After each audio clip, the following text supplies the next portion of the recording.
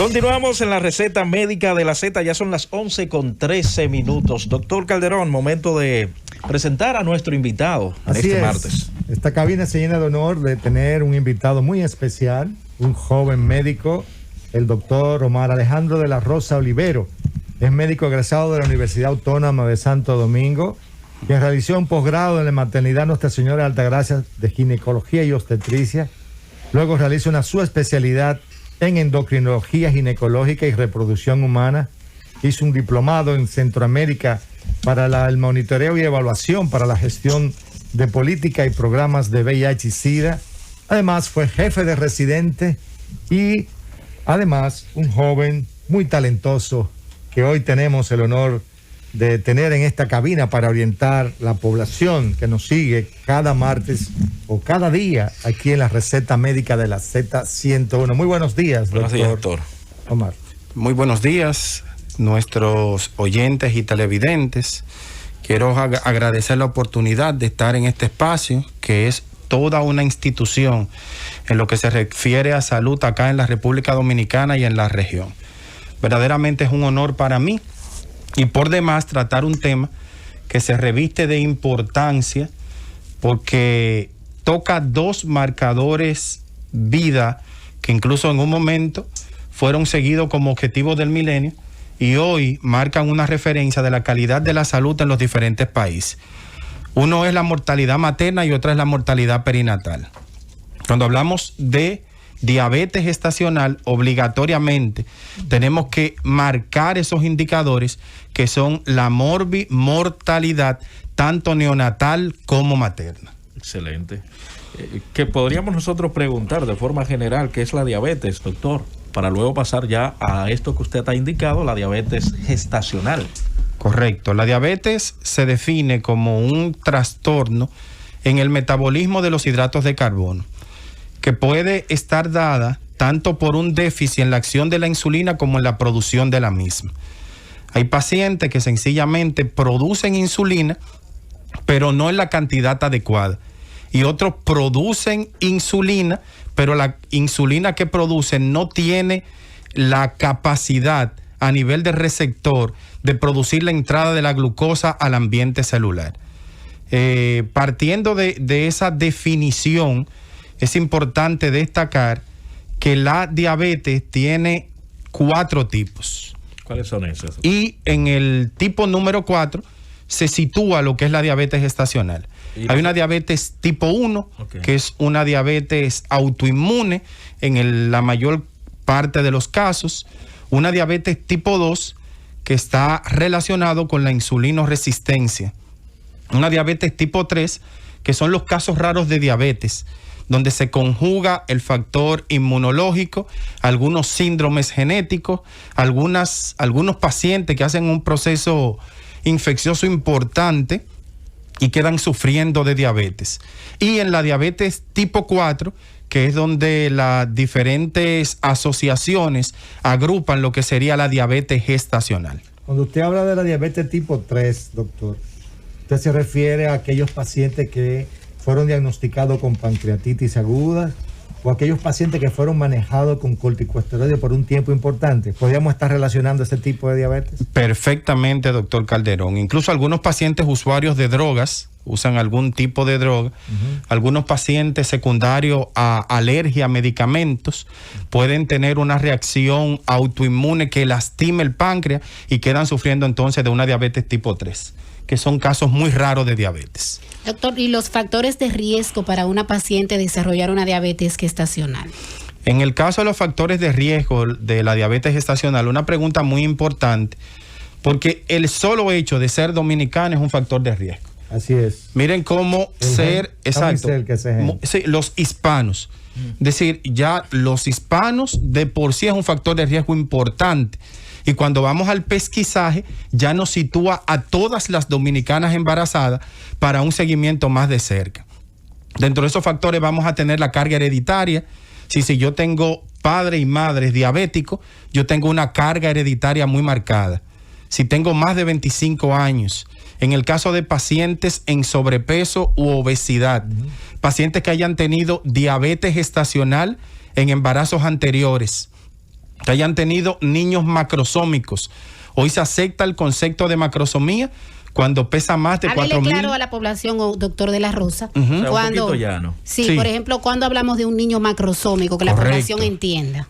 Macrosómico es generalmente lo que la población denomina que nació grande. Que nació criado. Que nació criado. Pero hay personas que se alegran cuando son Sí, algunos se alegran, incluso escuchamos allá en la maternidad que decían, ese muchacho nada más le falta la mochila porque ya puede ir a la escuela.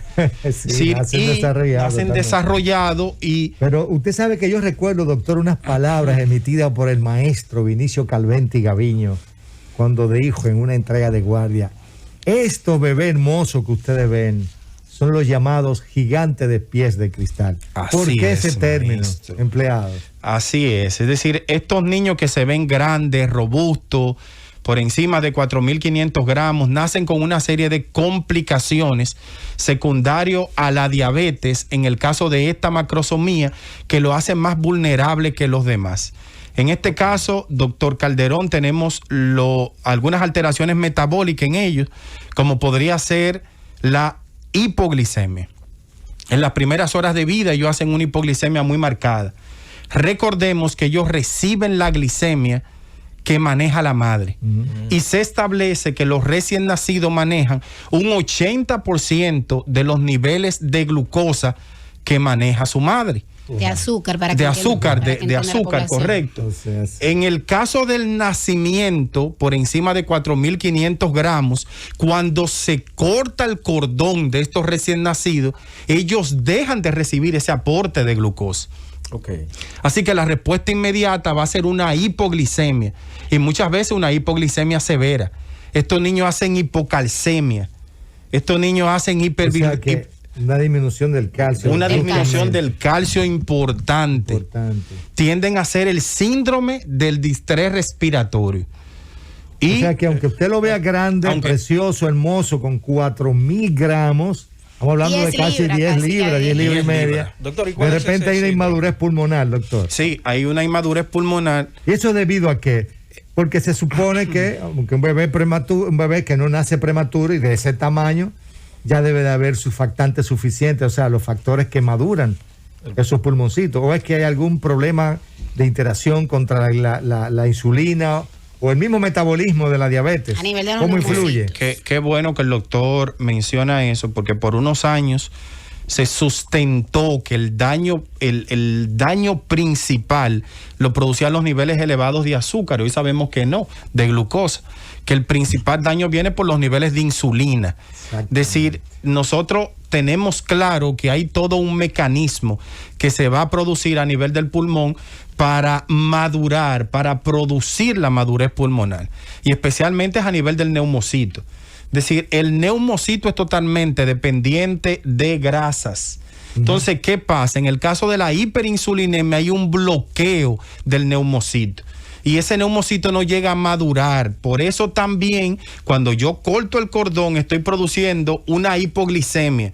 Pero cuando el bebé sale, una disminución de la glucosa, pero cuando el bebé sale a la transición de lo que sería la vida intrauterina a la vida extrauterina, no tiene la capacidad, fuera del útero. Sí. Él no tiene la capacidad para producir el intercambio gaseoso. Por eso muchas veces estos niños que se ven grandes son muy frágiles. De ahí viene el concepto gigante con pie de cristal, porque se ven preciosísimos, pero en pocos minutos se descompensan. Una descompensación única. Doctor, ¿y el tratamiento para esas madres que debutan con esa glicemia puede afectar al bebé? Esa pregunta es también interesante, partiendo del hecho de que hay muchas guías, Roberto. Pero no todas las guías se ponen de acuerdo. Si te puedo citar, partiendo del hecho de que la FDA... Hay muchas escuelitas. Hay muchas escuelas. Y entonces ahí viene el problema, que no se ponen de acuerdo para un protocolo. Para un protocolo único. Podemos citar, por ejemplo, la ADA, que es la Asociación Americana de Diabetes. Podemos citar las federaciones de endocrinología latinoamericana. Podemos citar algunos congresos y estudios importantes como el estudio APO, el estudio ACHOI, donde en el caso de la FDA yo tengo el uso de insulina y de clibenclamida como soporte farmacológico. Y para Europa tengo otro tipo de fármaco que sí está aceptado, pero no por la FDA. Aunque yo tenga el soporte farmacológico, aunque yo tenga la tecnología farmacológica, la base o el pilar de la diabetes gestacional sigue siendo el seguimiento lineal de los niveles de glicemia, la dieta y el ejercicio. Ahí es que voy, doctor. Ese es el pilar. Ahí es que voy, doctor de la Rosa. Considerando ya cuáles son esos factores de riesgo de una paciente embarazada, a la hora de ir a sus chequeos prenatales, ¿estas pacientes se chequean así de rutina o hay un seguimiento específico, un control? Porque vemos que a veces la paciente dice, yo estoy gordita, pero se descuidan en sus chequeos prenatales. A la población, ¿qué se le debe de decir?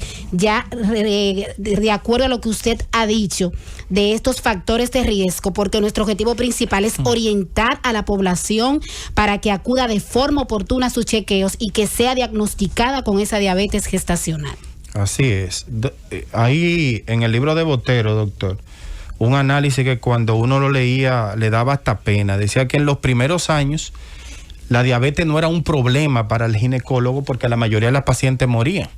Estamos hablando en el año 1928. Así doctor. mismo. Moría el 30% de las madres y el 65% de los neonatos al nacer. Oigan estas cifras, señores. Eso es fue una antes vergüenza. del descubrimiento de la insulina. Gracias a esta señora que hace este tipo de descripción, y eso es bueno que usted como lo maneja. Sí, claro.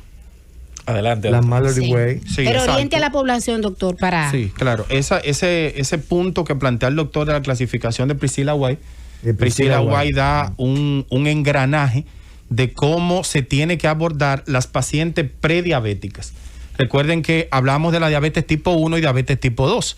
Y en ese punto que plantea la doctora Sánchez, es importante al momento del seguimiento tener ese concepto claro. ¿La paciente o la madre es diabética previa al embarazo o es diagnosticada con una diabetes pregestacional? Si es una diabetes pregestacional, calificaría entonces en la diabetes tipo 1 y tipo 2. ¿Qué pasa con este tipo de paciente? Señores, las malformaciones congénitas en la diabetes tipo 1 y tipo 2 son de 5 a 10 veces superiores que en una diabetes gestacional. Claro. Claro. Si es que, me imagino yo, doctor, es que la organogénesis se produce antes de que aparezca esta enfermedad, que por lo regular aparece en el segundo trimestre, ¿así es? Sí, así es, maestro. Generalmente la diabetes gestacional va a aparecer en el segundo trimestre. En el caso de las pacientes diabéticas previas, la afectación va a estar desde el primer trimestre. Y ahí surge, doctora, un concepto que con el doctor y con Jocelyn, que fue mi maestra, trabajamos lo que es la consulta preconcesional. Eso es importante. Esa es una consulta de vital importancia, tanto para la diabetes pregestacional como para la diabetes gestacional o como para las pacientes hipertensas. ¿En qué consistía esa consulta, doctor? La consulta preconcesional está enfocada a aquellas pacientes que tienen factores de riesgo y están pensando en un embarazo. Ok. Señor, mire cómo suplir una usuaria prediabética con el ácido fólico reglamentario puede disminuir de manera marcada la incidencia de defectos del tubo neural. Es decir, estas pacientes deberían recibir ácido fólico 3 meses antes de embarazarse. Antes del embarazo. Es decir, ahí es que está la debilidad. No es que las embarazadas diabéticas vayan al clínico cuando están embarazadas. Sí, entonces ya ahí comenzamos mal. Ellas deben ir al clínico antes de embarazarse. Muy importante eso. Que se haga un pesquisaje, una analítica. Eso es maravilloso, doctor, lo que usted está diciendo, porque hubo un programa exclusivo donde nosotros estuvimos discutiendo sobre la consulta preconcepcional.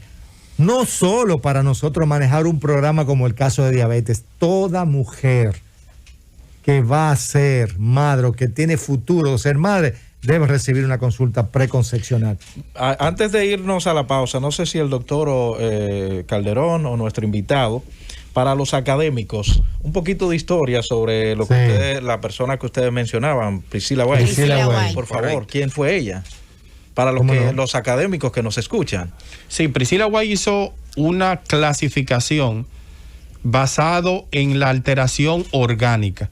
Si Priscilla White, por ejemplo, dividió la alteración de la diabetes desde la A hasta la G, correcto.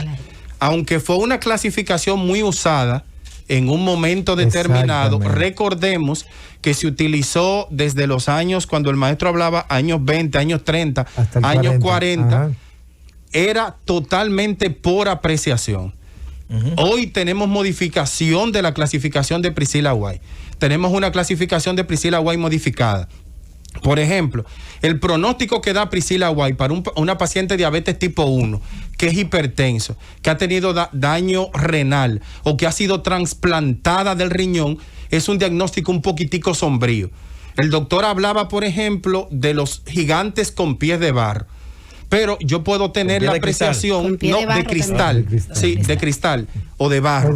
Yo puedo tener la apreciación que en el caso de las pacientes prediabéticas de la clasificación de Priscilla White no van a ser gigantes, van a ser una restricción del crecimiento intrauterino. Muy importante. Explíquele a la población, doctor, qué significa restricción del crecimiento intrauterino. Partiendo de esta apreciación, para que la población entienda. Lo opuesto. Sería todo lo opuesto. Es decir, generalmente estos niños nacen pequeñitos. Tenemos una restricción del crecimiento intrauterino simétrica y asimétrica. Cuando es simétrica, yo voy a tener una disminución de todo el parámetro. Y cuando es asimétrica va a ser de manera limitada de algunas estructuras fetales. Okay. Llámese peso, cabeza, llámese tronco. Peso, exacto. Y casi siempre va a estar relacionada a lo que decía Roberto, con una insuficiencia placentaria.